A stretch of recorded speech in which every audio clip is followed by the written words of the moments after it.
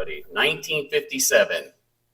Put up your hands. How many people remember 1957 or were alive? Maybe you didn't remember it. Some people need to confess something. Who? You were so fast. I really like 1957. All right. Has everybody heard of the BBC? BBC. What does it stand for? We're all hypnotized by public television, aren't we? That's how we get our exposure. The BBC actually had all the rights to broadcasting it in the United Kingdom. All rights. All TV was through the BBC up through 1974, I think. All radio rights through 1974 for sure was all BBC. So you can imagine in 1957, one of their top commentators came on.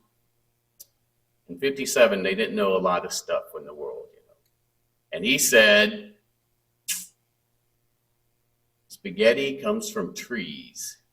It's harvested, and they did a whole shot away showing spaghetti being harvested off of trees in Germany.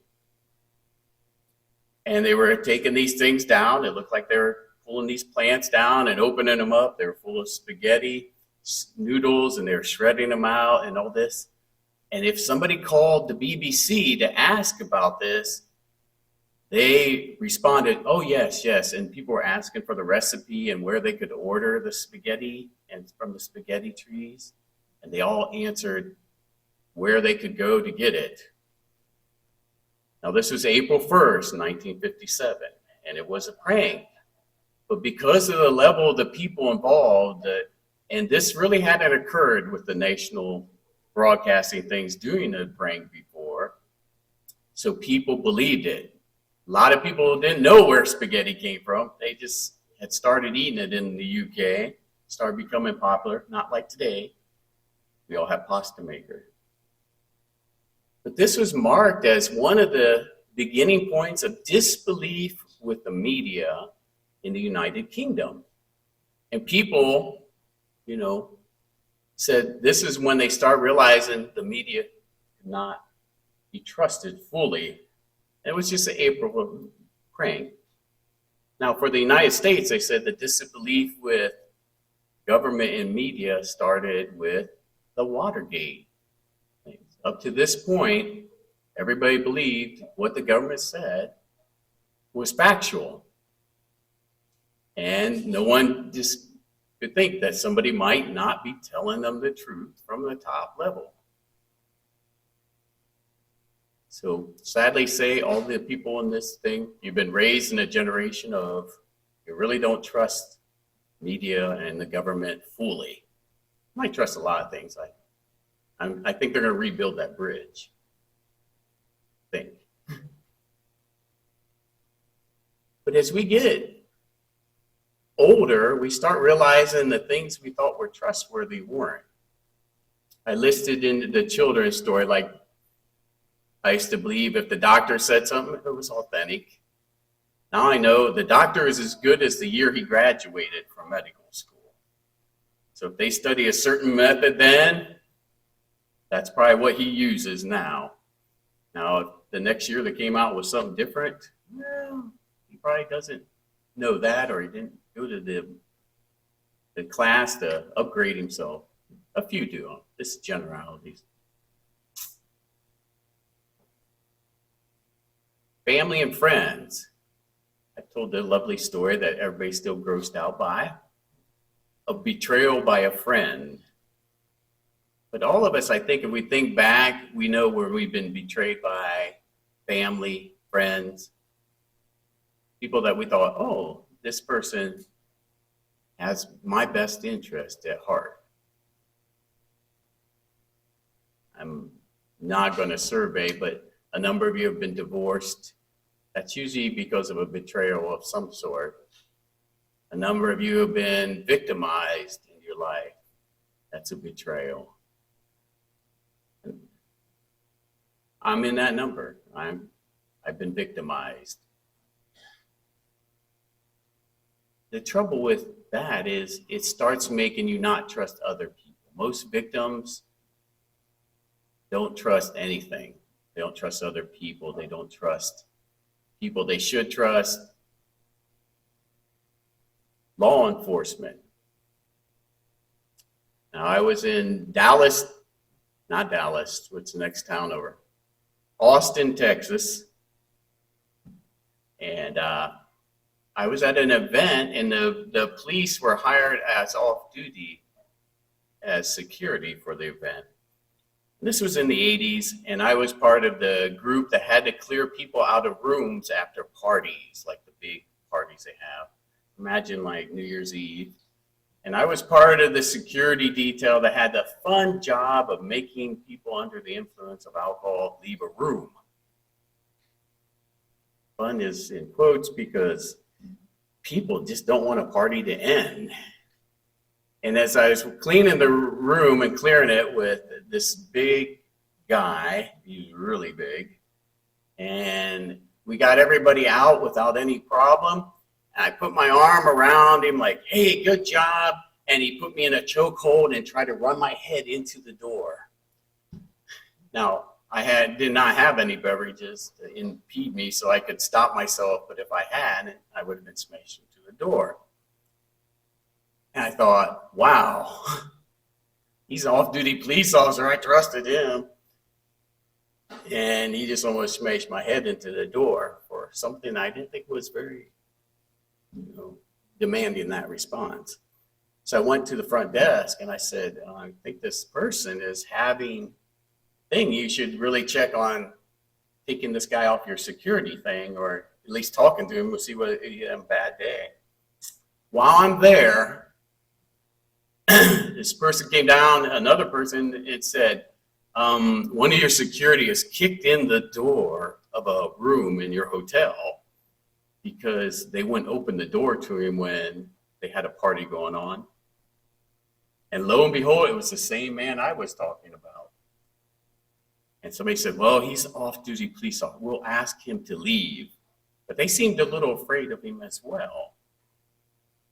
The point is, you don't know who to trust in this world.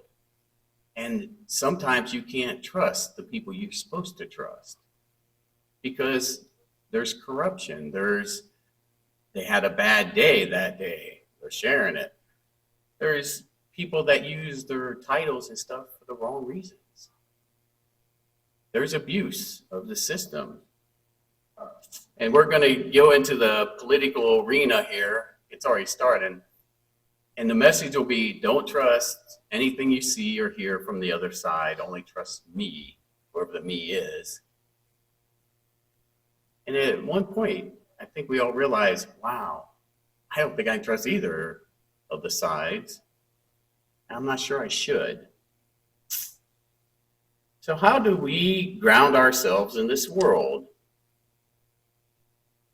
I think Jeffrey said it the best. He left the room. I don't know where Jeffrey went. We trust in Jesus. Is that a legitimate place to put our trust? It's somewhere on the fence here. Okay. Old Testament, we'll go there.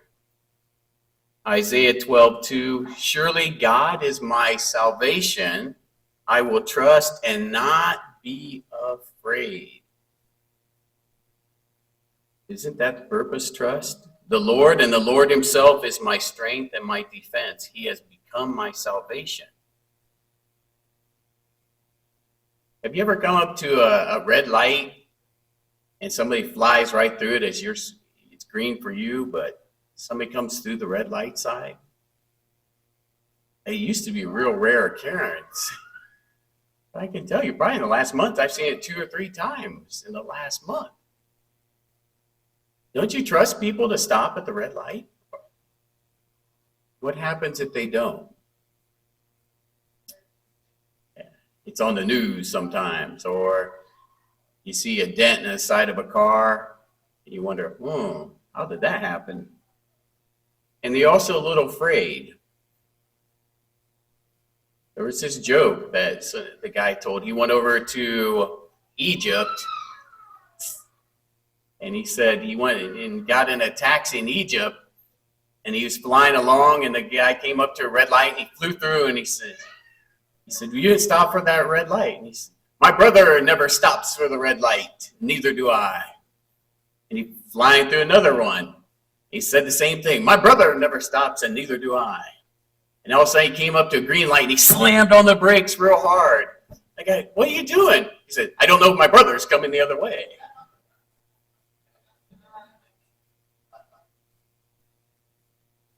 Who we trust determines how we live, right?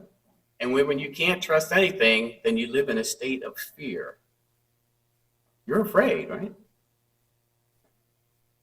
I haven't been pulled over by a police officer in a while, but sometimes I got to wonder, did they just have a bad day before? Do I trust when he comes up to my window? I've seen some news things. Maybe I don't. Do I trust when somebody comes to my house and knocks on the door? I remember we used to open up the door and just let people come in. "Yeah, sit down." Whatever you're selling, from a sweeper to religion, that's fine. Now I tell my kids, don't you open the door unless you know it's one of us. Just let them think nobody's home. Our trust level has dropped greatly. Even sometimes when people are walking on the sidewalk at you, have you ever crossed the road because you're like, the way they look, I'm going to cross over here. And I'm not going to say that's a bad idea. Sometimes it's good to be a little afraid. But sometimes it cripples us from talking up about Jesus to people. Sometimes it stops us from taking a risk for the Lord. And that's when we got to step back and think, who do I trust? I don't trust that man knocking at my door, but I trust the Lord that maybe he sent that man to my door. Pray a lot, and then say, I'm going to open the door. It can be anybody at the door, not just me. John 10:10 said, "The thief comes only to steal and kill and destroy. I have come that you may have life and have it to the full." John 14:1, "Do not let your hearts be troubled. You believe in God, believe also in me." Me is Jesus, right? How many of you guys have some fears in life? I can tell you mine shifted. I had different fears at different times. It seems like you get over one and a new one shows up. My newest fear is health. Seems like parts of me are falling off or falling apart. I had a new incident, and I'm not going to describe it, but I thought, that's for old people. Now all of a sudden I'm thinking, I'm an old person.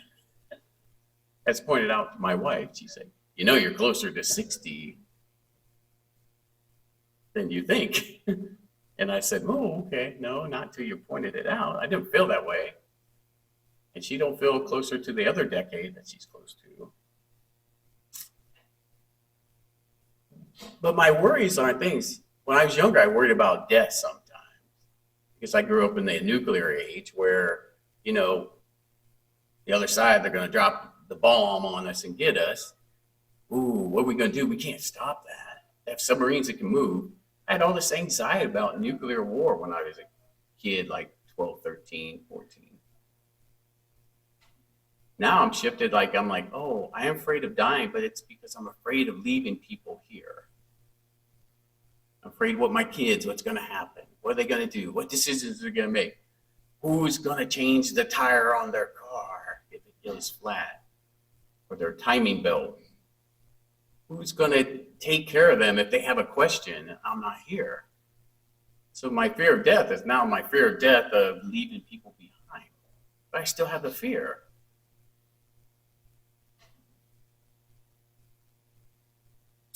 Philippians 4:19 says, "And my God will meet all your needs according to the riches in his glory in Christ Jesus." If I die, is God going to take care of my kids? Yeah, he has actually an individual plan for each child to take it towards him. Just like he has an individual plan for each of us. I need to trust that. It's myself causing the problems here. Proverbs 29:25 says, Fear of man will prove to be a snare, but whoever trusts in the Lord is kept safe. So when you see that person, you're like, I should tell them. Maybe I should talk about Jesus because they kind of gave me an open door. They said something and I know response. I'm afraid, what if they respond mean and hit me or something? Has anybody been hidden for giving out the word of God among you guys? I was going to ask Doug, but he's not. I know people have had doors closed. I was with my dad, colporting. What is it? No, not colporting. In gathering once, and he went to a door. He knew everybody because he'd done like pretty much 20 years the same people. But he had this new house, and he said, "Hi, I'd like to talk to you. I'm with the Busaris Seventh-day Adventist Church." And the person looked at him and said, "Who are you with?" He said, "He went, boom!" and slammed the door. And my dad just like, okay. And I said, "I thought you knew everybody." He said, "Yeah, but they just moved here." So he didn't know them. But pretty much everybody welcomed into the house. What if he started getting afraid, like everybody's going to reject me? I'm never going to knock on the new door. After a while, he's not doing any in-gathering. He's not going and talking to people. He's afraid of a rejection. I'm afraid of rejection.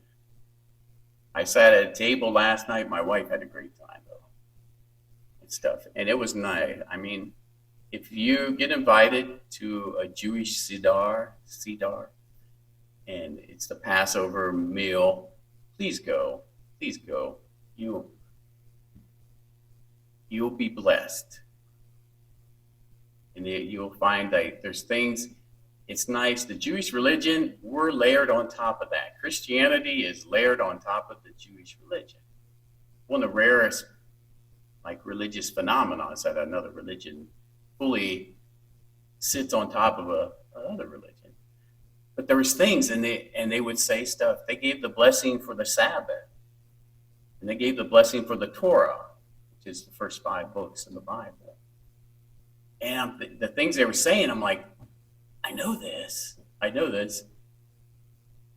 at the same time, I've never heard it that way explained. You know what I mean? They had a different feeling. As my wife said, for them, leaving Egypt, how many thousand years ago did they leave? 4,000 years ago? Act like it was like last month, out of Egypt, finally. I never took it to heart. What did that feel like for them that way? But last night I got a taste of it. Interesting. They have a lot of tradition, ceremony, but at the same time, you could see Christ in that. They didn't see it, but there was things that we knew what it led to. We know what the lamb sacrifice is. It was a blessing. But if I'd been afraid to go there, maybe terrorists will target that or things like that, I would have missed out on that. Now, there were opportunities to talk that now I'm like, I should have said this. I should have talked. Because somebody said several things that were, to me, I'm like, like the one man said, Jesus was a really good teacher, really good guy. And, part of me wanted to go, yeah, but he also said this. And what are you going to respond to that? I think he's either a lunatic or he's God, as we said in the lesson. There's no in between. But fear stops us from doing things. If we don't trust that the Lord's going to protect us, we're not going to step out for the Lord. It's kind of like trusting your seatbelt at work in a wreck. There's actually a group that don't believe in it. I have a brother who won't wear one because he said, if I'm stuck and it goes in a river, what'll happen? I'll drown because the seatbelt will keep me in the car. My favorite, I hope to be thrown from the car in case it bursts into flames. I always want to point out there's a windshield to be thrown through to that point, and I don't think you're going to care if the car is on fire after you're thrown through the windshield. But he's older than me, he won't listen to me. He still doesn't wear a seatbelt. He doesn't trust the seatbelt. Jesus is our seatbelt, isn't he? He keeps us in place in a wreck and in bad things. And I've been in a car wreck. I was out for 1 week with a seatbelt injury across here. I had a bruise that looked like a 7 backwards across me. The person I was with had the same opposite side bruise, like we were a mirror. The seatbelt's different. We both were there. We couldn't move for 1 week. It's like, oh! Now I got the same feeling, and not from that wreck. But without that seatbelt, the car I was in was torn in half. It became 2 cars. I spun around, hit a bridge abutment, and it ripped the car apart. I wouldn't have been alive if I didn't have the seatbelt on. This is before airbag, so no airbag saving me on that. But I trusted to put the seatbelt. The person I was with never wore a seatbelt correctly until that night was the only time she wore a seatbelt the right way. And it saved her from a horrible injury, if not her life. Yet it says, the fear of man will prove to be a snare, but whoever trusts in the Lord is kept safe.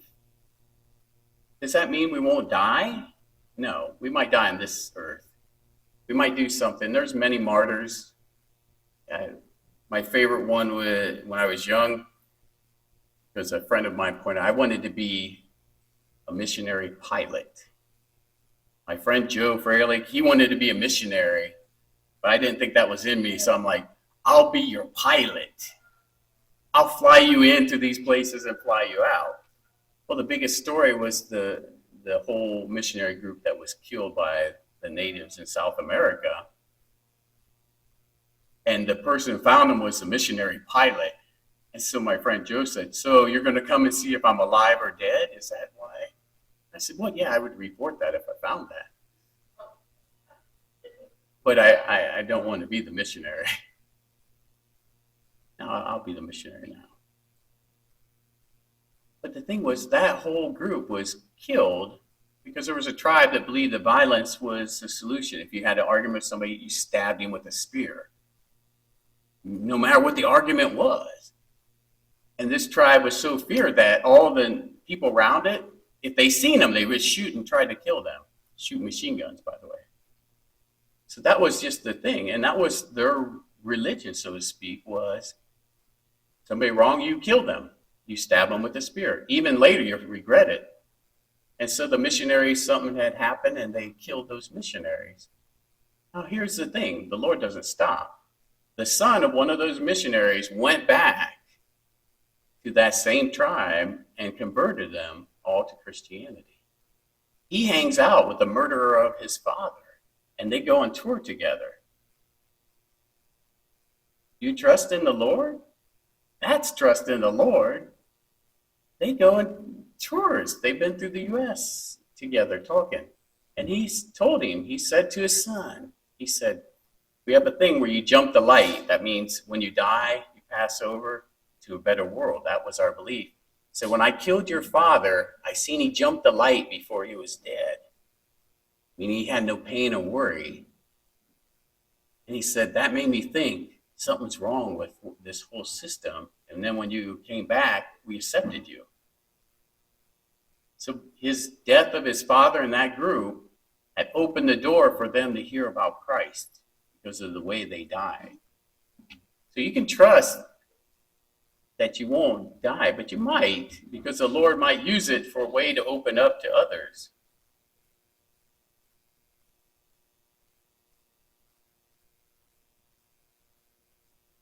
How many of you are holding back from sharing the Lord because you have fear? I got fear of public speaking. I have a fear of public speaking. Everybody, no, you don't. Yeah, I do. I have a fear of talking about Jesus to people. A great fear, like I think they're going to beat me up sometimes. I know it's not realistic, but how anybody else have this fear like, I can't talk to you about this. Let it go. That reference to a movie. That's right. Because that fear isn't from God. He said, if you talk in his name, he'll boldly go with you. So if it's not from God, there's only one other source for those things. Devil, right?